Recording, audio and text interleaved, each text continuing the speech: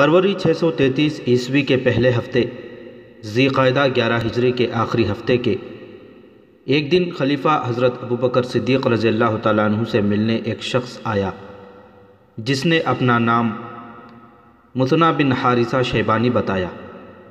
خلیفہ کے لیے اور اہل مدینہ کے لیے وہ ایک غیر اہم بلکہ گمنام آدمی تھا۔ اگر ایسا شخص کسی بادشاہ کے دربار میں جاتا تو اسے وہاں سے نکال دیا جاتا، لیکن حضرت ابوبکر صدیق رضی اللہ تعالیٰ عنہ کسی اقلیم کے بادشاہ نہیں بلکہ شہنشاہ دو جہاں کے خلیفہ تھے، جن کے دروازے ہر کسی کے لیے کھلے رہتے تھے۔ یہ شخص جب خلیفہ حضرت ابوبکر صدیق رضی اللہ تعالیٰ عنہ کے پاس آیا، اس وقت اس کے چہرے پر تھکن اور شب بیداری کی گہری پرچھائیاں تھیں، کپڑوں پر گرد تھی اور وہ قدرتی روانی سے بول بھی نہیں سکتا تھا۔ کیا مجھے کوئی بتا سکتا ہے یہ اجنبی مہمان کون ہے؟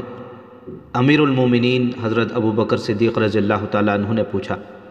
یہ شخص جس نے اپنا نام مثنی بن حارثہ بتایا ہے یہ معمولی آدمی نہیں، قیس بن عاصم منقری نے جواب دیا۔ امیر المومنین، اس کے یہاں آنے میں کوئی فریب نہیں، شہرت اور عزت جو اس نے پائی ہے وہ اللہ ہر کسی کو عطا کرے۔ ہرمز جو عراق میں فارس کا سالار ہے اور جس کی فوج کی دھاک بیٹھی ہوئی ہے، مثنی بن حارثہ کا نام سن کر سوچ میں پڑ جاتا ہے۔ امیر المومنین، کسی اور نے کہا، آپ کا اجنبی مہمان بحرین کے قبیلہ بکر بن وائل کا معزز فرد ہے۔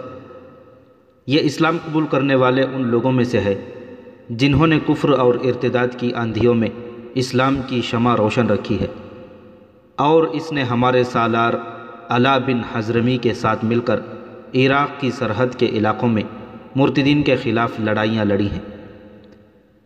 امیر المومنین حضرت ابوبکر صدیق رضی اللہ تعالیٰ عنہ کا چہرہ چمک اٹھا۔ اب انہوں نے مثنی بن حارثہ کو بدلی ہوئی نگاہوں سے دیکھا۔ ان کے ذہن میں عربی مسلمانوں کے وہ قبائل آ گئے جو ایرانیوں کے محکوم تھے۔ یہ عراق کے علاقے میں آباد تھے۔ یہ تھے بنو لخم، تغلب، ایاد، نمبر اور بنو شیبان۔ ایک روایت کے مطابق یہ وہ عربی باشندے تھے جنہیں پہلی جنگوں میں ایرانی جنگی قیدی بنا کر لے گئے اور انہیں دجلہ اور فرات کے ڈیلٹا کے دلدلی علاقے میں آباد کر دیا تھا۔ ان قبائل نے ایرانیوں کا غلام ہوتے ہوئے بھی اپنے عقیدوں کو اپنے وطن کے ساتھ وابستہ رکھا۔ عرب میں اسلام کو فروغ ملا تو انہوں نے بھی اسلام قبول کر لیا۔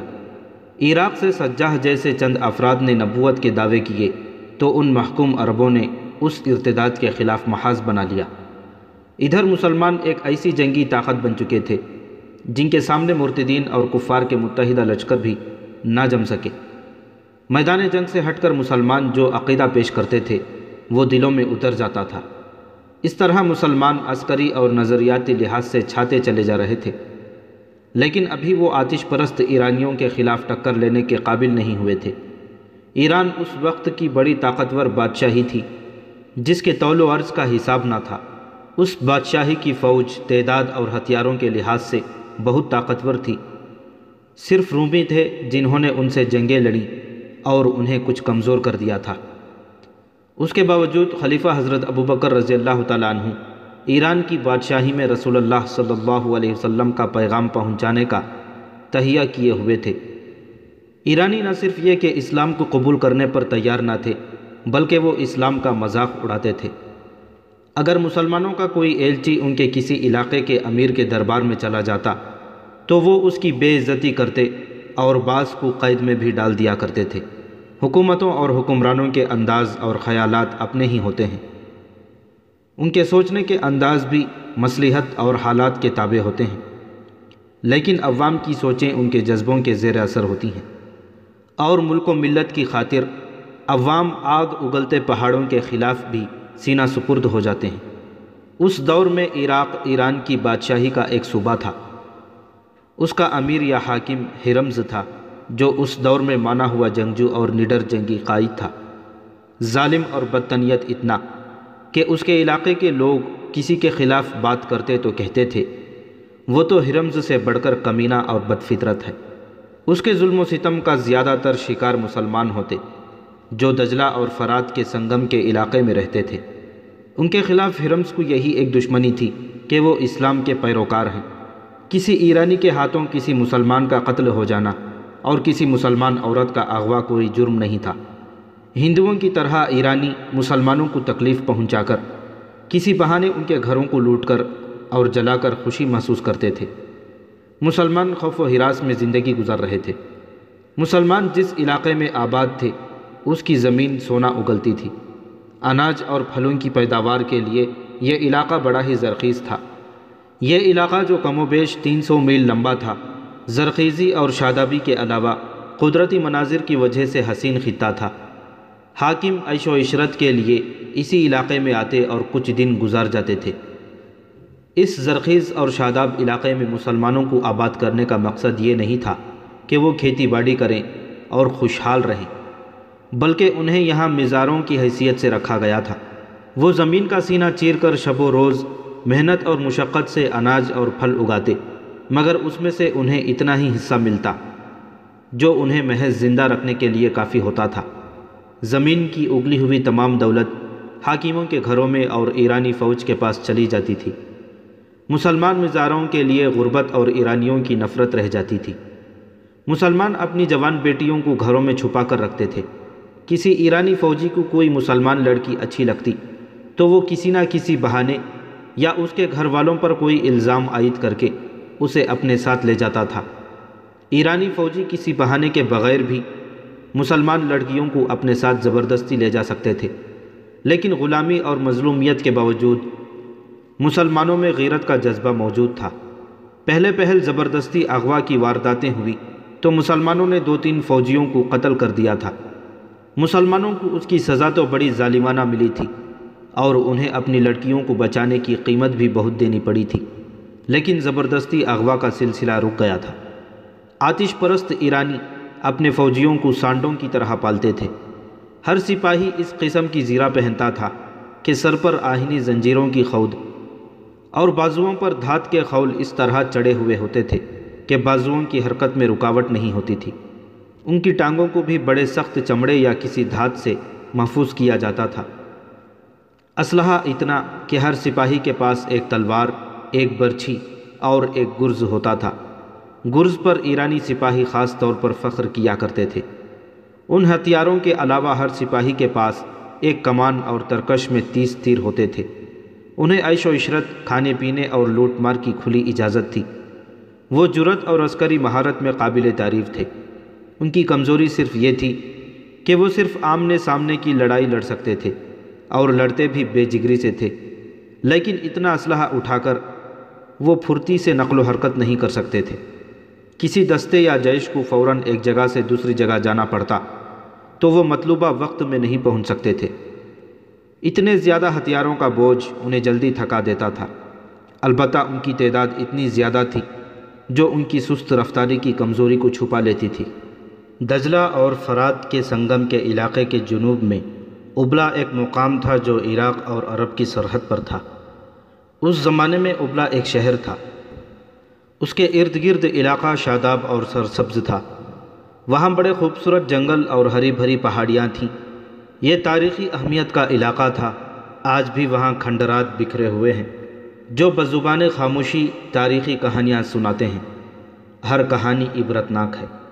اس خطے میں ان قوموں کی تباہی اور بربادی کے آثار بھی موجود ہیں جنہوں نے عیش و عشرت کو زندگی کا مقصد بنا لیا تھا اور رعایا کو وہ انسانیت کا درجہ نہیں دیتے تھے۔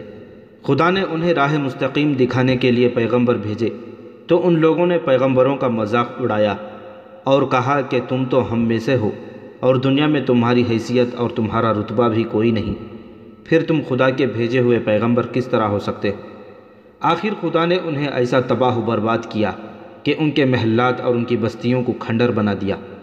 خدا نے ان کا تفصیلی ذکر قرآن میں کیا اور فرمایا ہے، کیا تم نے زمین پر گھوم پھر کر نہیں دیکھا کہ جو اپنی بادشاہی پر اتراتے اور خدا کی سرکشی کرتے تھے اور جو اونچے پہاڑوں پر اپنی یادگاریں بناتے تھے کہ ان کے نام ہمیشہ زندہ رہیں، وہ اب کہاں ہیں؟ اب زمین کے نیچے سے ان کے محلات اور ان کی یادگاروں کے کھنڈرات نکل رہے ہیں۔ ان کے بعد بھی پرشکوہ شہنشاہ آئے اور ایک کے بعد ایک اپنے کھنڈرات چھوڑتا گیا۔ بابل کے کھنڈر بھی آج تک موجود ہیں۔ اس خطے میں اشوری آئے، ساسانی آئے، اور اب جب مدینہ میں حضرت ابوبکر صدیق امیر المومنین تھے، دجلہ اور فرات کے اس حسین اور عبرت انگیز خطے میں ایرانیوں کا طوطی بول رہا تھا، اور یہ آتش پرست قوم پہلی قوموں کی طرح یہی سمجھتی رہی کہ اسے تو زوال آ ہی نہیں سکتا، وہ محکوموں کے خدا بنے ہوئے تھے۔ بنت سعود، ایک نوجوان مسلمان لڑکی اپنی سہیلی سے پوچھ رہی تھی، خدام نہیں آیا؟ زہرہ بنت سعود کی آنکھوں میں آنسو آ گئے اور اس نے آہ بھر کر منہ پھیر لیا۔ تم کہتی تھیں وہ تمہیں دھوکہ نہیں دے گا، سہیلی نے زہرہ سے کہا، خدا نہ کرے وہ اس بدبخت ایرانی کے ہاتھ چڑھ گیا ہو۔ خدا نہ کرے، زہرہ بنت سعود نے کہا، وہ آئے گا، 4 دن گزر گئے ہیں، میں اس ایرانی کے ساتھ نہیں جاؤں گی، موت قبول کر لوں گی، اسے قبول نہیں کروں گی، خدام مجھے دھوکہ نہیں دے گا۔ زہرہ، سہیلی نے اسے کہا، کیا یہ بہتر نہیں ہوگا کہ تم ایرانی ایماندار کو قبول کر لو؟ تمہارے خاندان کے لیے بھی یہی بہتر ہوگا۔ یہی ہے نا کہ تمہیں اپنا عقیدہ بدلنا پڑے گا، ساری عمر عیش تو کرو گی نا۔ میں نے جس خدا کو دیکھ لیا ہے اسی کی عبادت کروں گی۔ زہرہ نے کہا، آگ خدا کی پیدا کی ہے، آگ خدا نہیں ہو سکتی، میں خدا کی موجودگی میں کسی اور کی پرستش کیوں کروں؟ سوچ لو زہرہ، سہیلی نے کہا، تم اسے قبول نہیں کرو گی تو وہ تمہیں زبردستی اپنے ساتھ لے جا سکتا ہے، اسے کون روک سکتا ہے؟ وہ شاہی فوج کا کمانڈر ہے، وہ تمہارے گھر کے بچے کو قید خانے میں بند کروا سکتا ہے۔ ہوں تو میں بھی مسلمان کی بیٹی، میں اللہ کی عبادت کرتی اور اللہ ہی کی قسم کھاتی ہوں، لیکن اللہ نے ہماری کیا مدد کی؟ کیا تمہیں یقین ہے کہ اللہ تمہاری مدد کرے گا؟ اگر اللہ نے میری مدد نہ کی تو اپنی جان لے لوں گی، زہرہ نے کہا، اور اللہ سے کہوں گی کہ یہ لے، اگر میرے وجود میں جان تو نے ڈالی تھی تو واپس لے لے، اور اس کے آنسو بہنے لگے۔ زہرہ اپنے جیسے ایک خوبصورت جوان خدام بن اسد کو چاہتی تھی، اور خدام اس پر جان نثار کرتا تھا، اس کی شادی ہو سکتی تھی، لیکن شمر ایرانی فوج کا ایک کمانڈر تھا جس کی نظر زہرہ بنت سعود پر پڑ گئی تھی۔ اس نے اس لڑکی کے باپ سے کہا تھا کہ وہ اس کی بیٹی کو بڑی آسانی سے گھر سے لے جا سکتا ہے، لیکن ایسا نہیں کرے گا۔ میں تمہاری بیٹی کو مال غنیمت سمجھ کر نہیں لے جاؤں گا، شمر نے کہا تھا، اسے 2 گھوڑوں والی اس بگھی پر لے جاؤں گا جس پر دولہے اپنی دلہنوں کو لے جایا کرتے ہیں۔ تم لوگوں کو فخر سے بتایا کرو گے کہ تمہاری بیٹی ایک ایرانی کمانڈر کی بیوی ہے۔ لیکن ایرانی کمانڈر، زہرہ کے باپ نے کہا تھا، تمہارا احترام ہم پر لازم ہے، اگر لڑکی تمہاری دلہن بننا چاہے گی تو ہم اسے نہیں روکیں گے۔ تم غلیظ عربی، ایرانی کمانڈر نے اس نفرت سے جس سے وہ ہر مسلمان سے بات کیا کرتا تھا کہا، تو بیٹیوں کو زندہ دفن کر دینے والی قوم میں سے ہے اور کہتا ہے کہ اپنی شادی کا فیصلہ تیری بیٹی خود کرے گی۔ زرتشت کی قسم، اگر تیری بیٹی نے اپنا ہاتھ میرے ہاتھ میں نہ دیا تو تجھے اور تیری بیٹی کو ان کوٹھریوں میں بند کروں گا جن میں کوڑھی بند ہیں، بہت تھوڑی مہلت دوں گا بوڑھے۔ اس کے ساتھ اس کے 3 گھوڑ سوار سپاہی تھے، انہوں نے بڑی زور سے قہقہہ لگایا تھا، مدینہ بہت دور ہے بدبخت بوڑھے۔ ایک سپاہی نے اسے دھکا دے کر کہا تھا، تیرا امیر المومنین تیری مدد کو نہیں آئے گا۔ زہرہ کے باپ کو اس کے بھائیوں کو معلوم تھا کہ وہ ایران کے ایک سپاہی کی بھی حکم عدولی نہیں کر سکتے، یہ تو کمانڈر تھا۔ انہیں یہ بھی معلوم تھا کہ شمر ان کی بیٹی کو اٹھوا بھی سکتا ہے اور وہ کچھ بھی نہیں کر سکتے، لیکن اس خطے کے مسلمانوں کے دلوں میں آگ کے پجاریوں کی جو نفرت تھی وہ انہیں مجبور کر رہی تھی کہ وہ ان کے غلام ہوتے ہوئے بھی ان کی غلامی قبول نہ کرے، اور اس کا انجام کتنا ہی بھیانک کیوں نہ ہو اسے برداشت کریں۔ انہیں اپنے اللہ پر بھروسہ تھا۔ زہرہ اور خدام کو ملنے سے کوئی نہیں روک سکتا تھا۔ وہ پھلوں کے باغات میں کام کرتے تھے۔ جس روز شمر زہرہ کے گھر آیا تھا اس سے اگلے روز زہرہ خدام سے ملی اور خوفزدہ لہجے میں اس نے خدام کو بتایا کہ ایرانی کمانڈر کیا دھمکی دے گیا ہے۔ ہم یہاں سے بھاگ نہ چلیں؟ زہرہ نے پوچھا۔ نہیں، خدام نے جواب دیا، اگر ہم بھاگ گئے تو یہ بدبخت تمہارے اور میرے خاندان کے بچے بچے کو قتل کر دیں گے۔ پھر کیا ہوگا؟ زہرہ نے پوچھا۔ جو خدا کو منظور ہوگا، خدام نے کہا۔ خدا خدا خدا، زہرہ نے جھنجھلائے ہوئے لہجے میں کہا، جو خدا ہماری مدد نہیں کر سکتا؟ زہرہ، خدام نے اسے ٹوکتے ہوئے کہا، خدا اپنے بندوں کو امتحان میں ڈالا کرتا ہے، بندے خدا کا امتحان نہیں لے سکتے۔ خدام گہری سوچ میں کھو گیا۔ یہ تو ہو نہیں سکتا کہ تم اس آتش پرست شمر کا مقابلہ کرو گے، زہرہ نے کہا۔ خدام گہری سوچ میں کھویا رہا۔ سوچتے کیا ہو؟ زہرہ نے کہا، تم اس شخص کو قتل تو نہیں کر سکتے، ہمارے سامنے ایک ہی راستہ ہے۔ خدا نجات کا راستہ بھی دکھا دے گا، خدام نے کہا۔ تمہیں ایک اور راستہ بھی دکھا سکتی ہوں، زہرہ نے کہا۔ مجھے اپنی تلوار سے قتل کر دو اور تم زندہ رہو۔ تھوڑی سی قربانی دو، خدام نے کہا۔ میں اس نفرت کا اندازہ کر سکتا ہوں جو شمر کے خلاف تمہارے دل میں بھری ہوئی ہے، لیکن اس پر یہ ظاہر کرو کہ تم اسے پسند کرتی ہو۔ اسے دھوکے میں رکھو۔ میں کچھ دنوں کے لیے غائب ہو جاؤں گا۔ کہاں جاؤ گے؟ زہرہ نے پوچھا۔ کیا کرنے جاؤ گے؟ مجھ سے ہر بات نہ پوچھو زہرہ، خدام نے کہا۔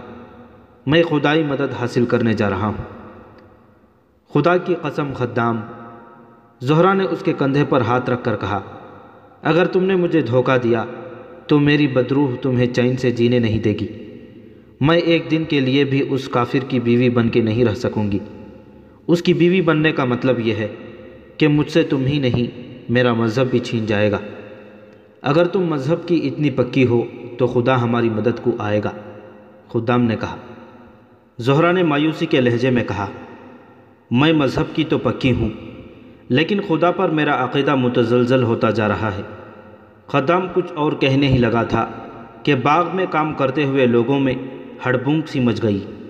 3-4 آدمیوں نے خدام کو پکارا۔ زہرہ اٹھی اور وہ وہیں سے پودوں میں غائب ہو گئی۔ خدام نے اٹھ کر دیکھا، کچھ دور پرے ایرانی کمانڈر شمر اپنے گھوڑے پر سوار آ رہا تھا۔ اس نے دور سے ہی کہا تھا کہ خدام کو اس کے پاس بھیجا جائے۔ خدام آہستہ آہستہ چلتا شمر کی طرف گیا۔ تیز چلو، شمر نے گھوڑا روک کر دور سے کہا۔ خدام نے اپنی چال نہ بدلی۔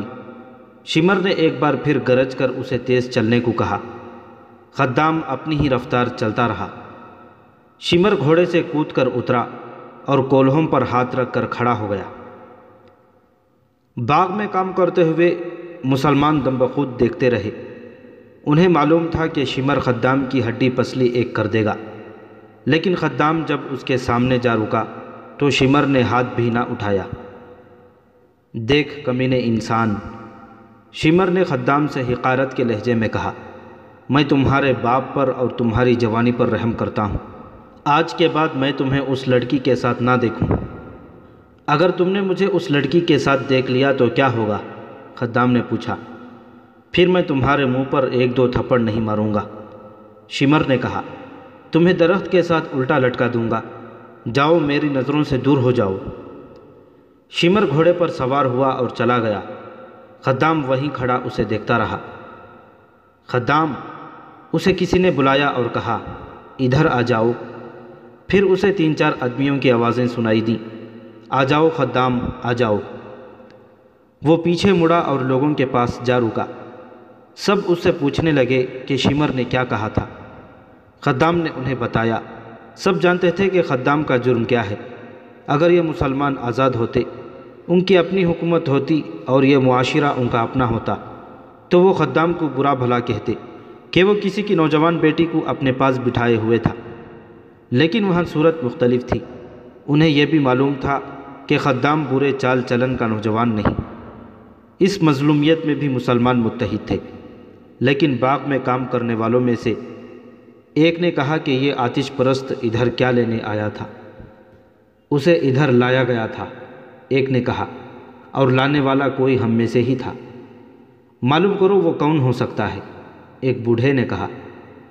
یہاں سوال ایک لڑکی اور ایک لڑکے کا نہیں، یہ ظالم اور مظلوم کا معاملہ ہے، یہ ہماری آزادی اور خودداری کا معاملہ ہے۔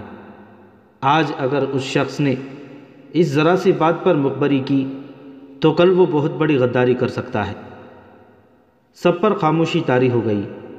ایک ادھیڑ عمر عورت نے جو ان آدمیوں کے پیچھے کھڑی تھی بول پڑی، میں بتاتی ہوں وہ کون ہے۔ اس عورت نے کہا، اور ان آدمیوں میں بیٹھے ہوئے ایک آدمی کی طرف دیکھنے لگی۔ عورت نے ہاتھ لمبا کر کے انگلی سے اس کی طرف اشارہ کیا اور پوچھا، ابو نصر، تم وہاں اس ٹیکری کے پیچھے کھڑے کیا کر رہے تھے؟ ابو نصر کے ہونٹ ہلے لیکن وہ کچھ کہہ نہ سکا۔ اسی سے سب سمجھ گئے کہ یہ شخص آتش پرستوں کا مخبر ہے۔ اس نے آخر اس الزام کو تسلیم نہ کیا۔ میں تمہیں دیکھ رہی تھی، اس عورت نے کہا، تم ٹیکری کے پیچھے غائب ہو گئے اور وہاں سے شمر نکلا۔ دیکھ ابو نصر، ایک بوڑھے نے کہا، ہمیں کوئی ڈر نہیں کہ اب تم شمر کو یہ بھی جا کر بتاؤ گے کہ ہم نے تمہیں مخبر اور غدار کہا ہے۔ یہ سوچ لو کہ آتش پرست تمہیں گلے نہیں لگائیں گے۔ وہ کہتے ہوں گے کہ تم ان کے غلام ہو اور اپنی قوم کے خلاف مخبری اور غداری تمہارا فرض ہے۔ ابو نصر نے سر جھکا لیا۔ اس پر تانوں اور گالیوں کے تیر برسنے لگے۔ جس کے منہ میں جو آیا اس نے کہا۔ آخر ابو نصر نے سر اٹھایا۔ اس کا چہرہ آنسوؤں سے دھلا ہوا تھا اور آنسو بہے چلے جا رہے تھے۔ ندامت کے یہ آنسو دیکھ کر سب خاموش ہو گئے۔ تمہیں آخر کتنا انعام ملتا ہوگا؟ ان کے ایک بزرگ نے پوچھا۔ کچھ بھی نہیں، ابو نصر نے سسکی لینے کے انداز میں کہا، میں نے یہ پہلی مخبری کی ہے۔ اگر تم لوگ مجھے موت کی سزا دینا چاہو تو مجھے قبول ہے۔ ہم پوچھتے ہیں کیوں؟ ایک نے کہا، آخر تم نے یہ حرکت کیوں کی؟ میری مجبوری، ابو نصر نے جواب دیا۔ پرسوں کی بات ہے، اس کمانڈر نے مجھے راستے میں روک کر کہا تھا کہ میں زہرا کے گھر پر نظر رکھوں۔ اس کا مطلب یہ تھا کہ میں دیکھتا رہوں کہ زہرا گھر سے بھاگ نہ جائے، اور اسے کسی جوان آدمی کے ساتھ الگ تھلگ کھڑا دیکھوں تو اسے اطلاع دوں۔ میں نے اسے کہا کہ میں اس لڑکی پر نظر رکھوں گا، لیکن میری 2 بیٹیوں پر کون نظر رکھے گا؟ میں نے کہا کہ شاہی فوج کے کمانڈر اور سپاہی ہماری بیٹیوں کو بری نظر سے دیکھتے رہتے ہیں۔ شمر میری بات سمجھ گیا۔ اس نے کہا کہ تمہاری بیٹیوں کو کوئی شاہی فوجی آنکھ اٹھا کر بھی نہیں دیکھے گا۔ اس نے میرے ساتھ پکا وعدہ کیا کہ وہ میری بیٹیوں کی عزت کی حفاظت کا پکا انتظام کرے گا۔ یہ میرے لیے بہت بڑا انعام تھی۔ خدا کی قسم، بوڑھے نے کہا، تم اس قابل نہیں ہو کہ تمہیں مسلمان کہا جائے۔ تم نے اپنی بیٹیوں کی عزت بچانے کے لیے اپنے بھائی کی بیٹی کی عزت کا خیال نہ کیا۔ تم پر خدا کی لعنت ہو ابو نصر، ایک اور بولا۔ تو جانتا ہے کہ ان آتش پرستوں کے وعدے کتنے جھوٹے ہوتے ہیں۔ ان میں تمہیں ایک بھی نہیں ملے گا جو کسی مسلمان سے وفا کرے گا۔ اپنی بیٹیوں کی عزت کی حفاظت کے لیے ہم خود موجود ہیں، ایک اور نے کہا۔ تمہاری بیٹیاں ہماری بیٹیاں ہیں، میں اسے معاف کرتا ہوں، زہرا کے باپ سعود نے کہا، اور میں بھی اسے معاف کرتا ہوں۔ خدام بولا، خدا کی قسم، میں شمر سے انتقام لوں گا۔ جوش میں مت آ لڑکے، بزرگ عرب نے کہا، کچھ کرنا ہے تو کر کے دکھا، اور یہ بھی یاد رکھ کہ جوش میں آ کر مت بول، دماغ کو ٹھنڈا کر کے سوچ۔ دوسری صبح جب یہ مسلمان کھیتوں اور باغوں میں کام کرنے کے لیے گئے تو ان میں خدام نہیں تھا۔ ہر کسی نے خدام کے باپ سے پوچھا کہ وہ کہاں ہے۔ باپ پریشان تھا، اسے صبح پتہ چلا کہ خدام غائب ہے۔ زرتشت کے یہ پجاری میرے بیٹے کو کھا گئے ہیں، خدام کے باپ نے روتے ہوئے کہا۔ اسے انہوں نے کسی طرح دھوکے سے بلایا ہوگا اور قتل کر کے لاش دریا میں بہا دی ہوگی۔ سب کا یہی خیال تھا، صرف زہرا تھی جسے امید تھی کہ خدام کہیں خود چلا گیا ہوگا۔ اس نے زہرا کو بتایا تھا کہ وہ کچھ دنوں کے لیے غائب ہو جائے گا۔ زہرا نے یہ بات کسی کو نہ بتائی، بلکہ اس نے بھی یہی کہا کہ خدام کو ایرانیوں نے غائب کر دیا ہے۔ زہرا نے اپنی سہیلیوں سے کہا کہ وہ 2-3 روز ہی خدام کا انتظار کرے گی، وہ نہ آیا تو وہ دریا میں ڈوب مرے گی۔ 3-4 روز بعد رات کو شمر فوج کے ایک چوکی میں بیٹھا 2 نوعمر لڑکوں کا رقص دیکھ رہا تھا۔ ایران کے شاہی درباروں میں ایسے لڑکوں کا رقص مقبول تھا جن کے جسم لڑکیوں کی طرح دلکش، گداز اور لچکدار ہوتے تھے۔ انہیں ایسا لباس پہنایا جاتا تھا جس میں وہ نیم اوریاں رہتے تھے۔ شمر شاہی خاندان کا فرد تھا۔ اس رات یہ دو لڑکے اس نے اپنے سپاہیوں کے لیے بلوائے تھے۔ شراب کا دور چل رہا تھا۔ سپاہی چیخ چیخ کر داد دے رہے تھے۔ شراب میں بدمست ہو کر دو تین سپاہیوں نے بھی لڑکوں کے ساتھ ناچنا شروع کر دیا۔ شمر کے حکم پر ان سپاہیوں کو دوسرے سپاہی اٹھا کر چوکی سے باہر پھینک آئے۔ یہ چوکی چھوٹا سا ایک قلعہ تھا، لیکن اس کے دروازے رات کو بھی کھلے رہتے تھے۔ ایرانیوں کو کسی دشمن کے حملے کا خطرہ نہیں تھا۔ وہ اپنے آپ کو ناقابل تسخیر سمجھتے تھے۔ رقص جب عروج کو پہنچا اور شراب کا نشہ شمر اور اس کے سپاہیوں کے دماغوں کو معاف کرنے لگا تو سنسناتا ہوا ایک تیر آیا جو شمر کی گردن میں ایک طرف سے لگا اور اس کی نوک دوسری طرف سے باہر نکل گئی۔ شمر دونوں ہاتھ اپنی گردن پر رکھ کر اٹھا۔ سپاہیوں میں ہڑبونگ مچ گئی۔ وہ سب شمر کے ارد گرد اکٹھے ہو گئے۔ 3-4 اور تیر آئے۔ 3-4 چیخیں سنائی دیں۔ پھر ان ایرانیوں پر جیسے قیامت ٹوٹ پڑی۔ انہیں سنبھلنے کا موقع ہی نہ ملا اور وہ کٹنے لگے۔ ان میں سے جو بھاگ کر دروازوں کی طرف گئے وہ دروازوں میں کٹ گئے۔ چوکی والوں کو کہیں سے بھی مدد نہیں مل سکتی تھی۔ کسی بھی دروازے سے کوئی باہر نہیں نکل سکتا تھا۔ انہیں ہتھیار اٹھانے کی تو مہلت ہی نہیں ملی تھی۔ اس حملے میں جو بچ گئے وہ زمین پر لیٹ گئے۔ یہ ایک طوفان تھا یا بگولا جو غیر متوقع طور پر آیا اور جب گزر گیا تو اپنے ساتھ وہ تمام مال اور دولت جو اس چوکی میں تھی لے گیا۔ پیچھے لاشیں رہ گئیں یا تڑپتے ہوئے زخمی یا وہ اچھے بھلے ایرانی جو جان بچانے کے لیے لاشوں اور زخمیوں میں لیٹ گئے تھے۔ صبح ہوئی۔ مسلمان کھیتوں اور باغوں میں کام کرنے کے لیے گھروں سے نکل رہے تھے کہ گھوڑ سوار ایرانی فوج نے ان کی بستی کو گھیرے میں لے لیا۔ دوسری چوکی کو اس وقت اس چوکی پر حملے کی اطلاع ملی تھی جب حملہ آور اپنا کام کر کے بہت دور نکل گئے تھے۔ مسلمانوں کو کام پر جانے سے روک لیا گیا۔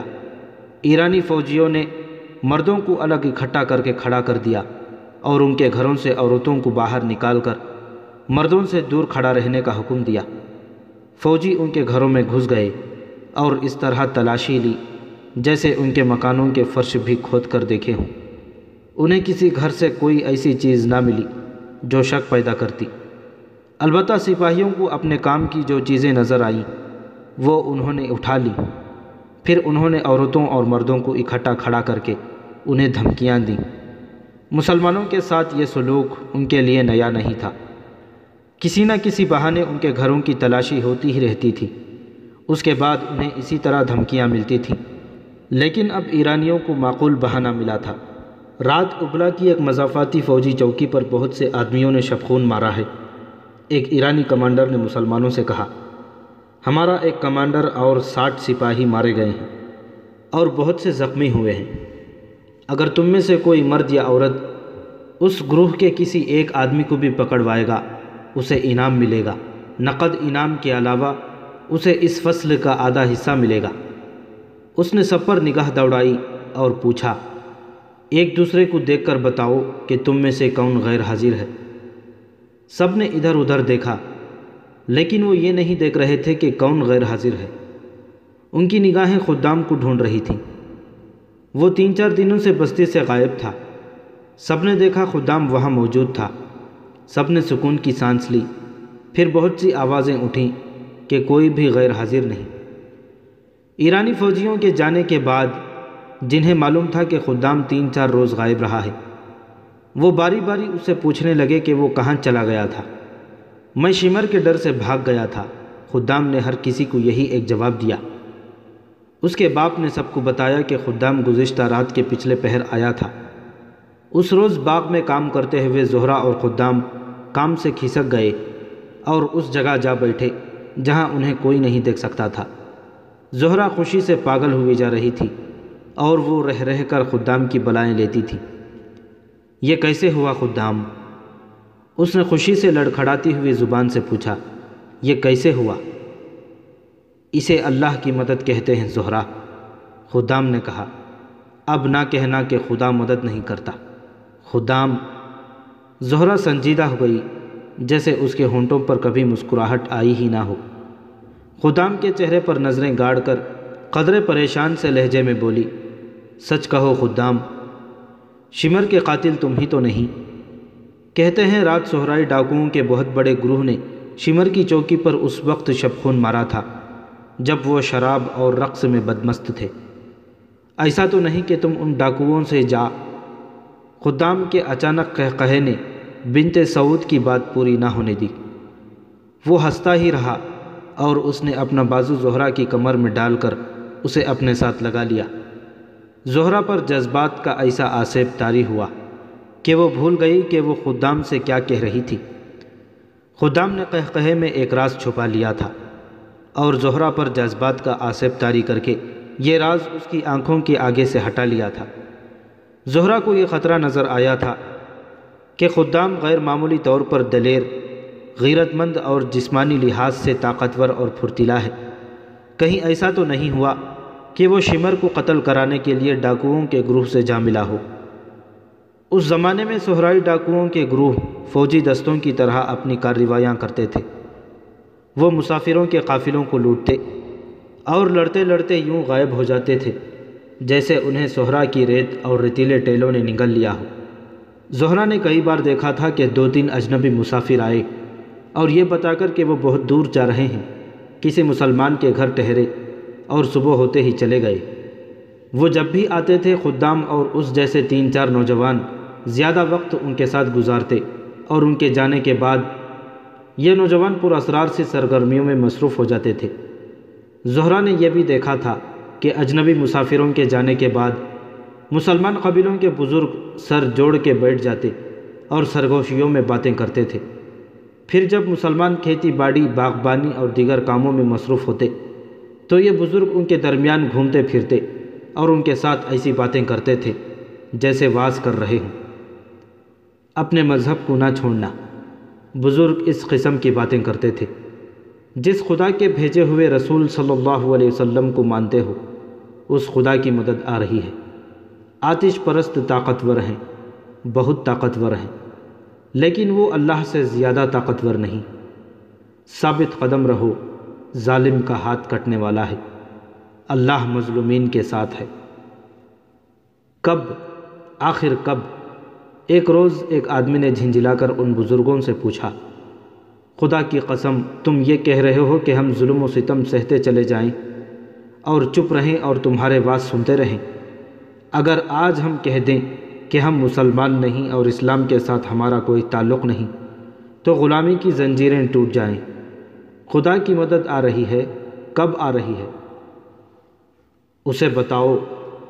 ایک بزرگ نے اس آدمی کے ساتھ کام کرنے والے آدمی سے کہا، اسے اچھی طرح سمجھاؤ، اسے بتاؤ کہ اس علاقے میں یہ صدیوں پرانے جو کھنڈر کھڑے ہیں، خدا کا ہاتھ ان میں سے اٹھے گا اور ظالم کا ہاتھ کٹ جائے گا۔ ان بزرگوں کے سینے میں بھی وہی راز تھا جو خدام نے زہرہ بنت سعود سے چھپا لیا تھا۔ ایرانی کمانڈر شمر کی چوکی پر جو اتنا زبردست شب خون مارا گیا تھا، وہ پہلا شب خون نہیں تھا، ابلا کے علاقے میں یہ پہلا تھا۔ یہ چوکی چونکہ آبادی کے قریب تھی اس لیے ان مسلمانوں کو پتہ چل گیا تھا۔ اگر ان کے گھروں کی تلاشی نہ لینی ہوتی تو شاید انہیں پتہ ہی نہ چلتا۔ عراق کے سرحدی علاقے میں دوسری تیسری رات ایرانیوں کے کسی نہ کسی چوکی پر ایسا ہی شب خون پڑتا اور شب خون مارنے والے چوکی میں قتل و غارت کر کے وہاں سے جو مال اور سامان ہاتھ لگتا لے کر غائب ہو جاتے۔ 2 بار ایرانی فوج نے یہ جوابی کارروائی کی کہ کثیر تعداد گھوڑ سوار دستہ شب خون مرنے والوں کی تلاش میں گیا۔ اس سرسبز اور شاداب علاقے سے نکلتے ہی صحرا شروع ہو جاتا تھا جو ہموار صحرا نہیں تھا۔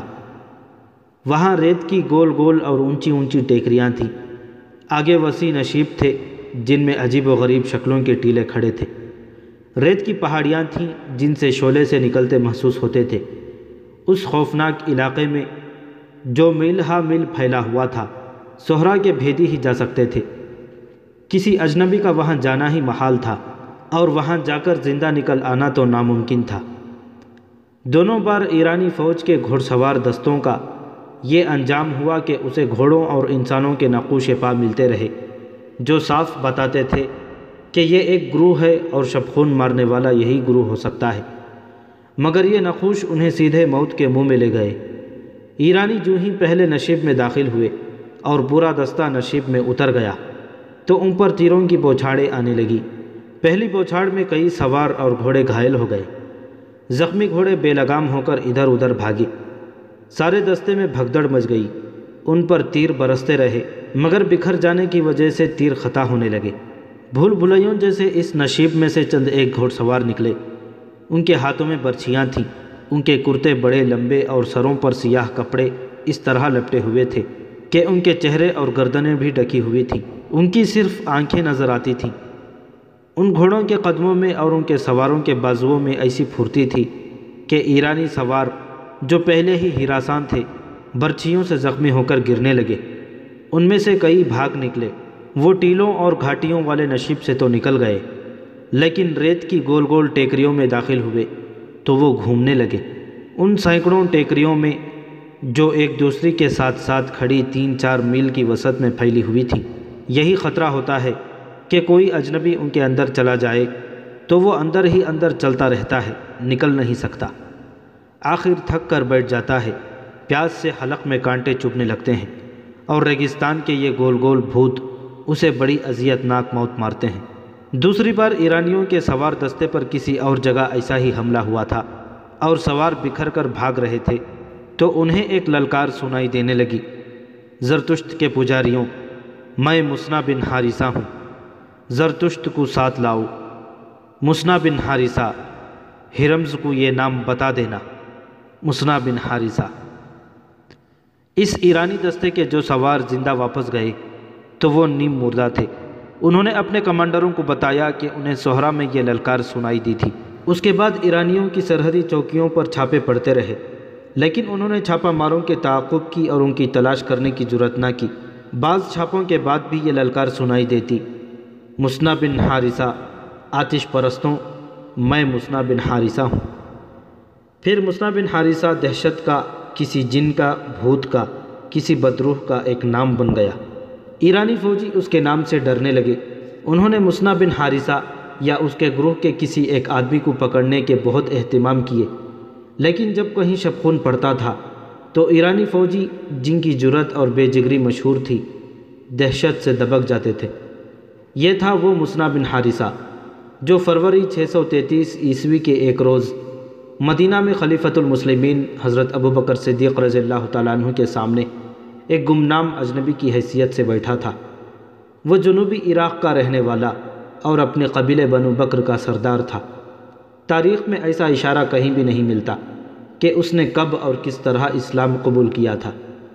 یہ اسی کی کاوش کا نتیجہ تھا کہ نہ صرف اس کے اپنے قبیلے نے بلکہ ان علاقوں میں رہنے والے کئی اور قبیلوں نے اسلام قبول کر لیا تھا۔ جب جنگ یمامہ ختم ہوئی اور ارتداد کے فتنے کا سر کچل دیا گیا تو مسنا بن حارثہ نے عراق کے جنوبی علاقے میں ایرانیوں کے خلاف جہاد شروع کر دیا۔ انہوں نے ان مسلمانوں میں سے جو ایرانی بادشاہی کی رعایا تھے ایک گروہ بنا لیا اور ایرانی فوج کی سرحدی چوکیوں پر شبخون مارنے شروع کر دیے۔ ان کے شبخون اس قدر اچانک اور تیز ہوتے تھے کہ چوکی والوں کو سنبھلنے کا موقع ہی نہیں ملتا تھا اور مسنا کا گروہ صفایا کر کے غائب ہو جاتا تھا۔ انہوں نے بڑے ہی دشوار گزار صحرا میں اپنا اڈا بنا لیا تھا جسے انہوں نے مال غنیمت سے بھر دیا تھا۔ پھر انہوں نے ان بستیوں پر بھی شبخون مارنے شروع کر دیے جہاں صرف ایرانی رہتے تھے۔ مسنا نے سرحد پر ایرانی فوج کو بے بس اور مجبور کر دیا۔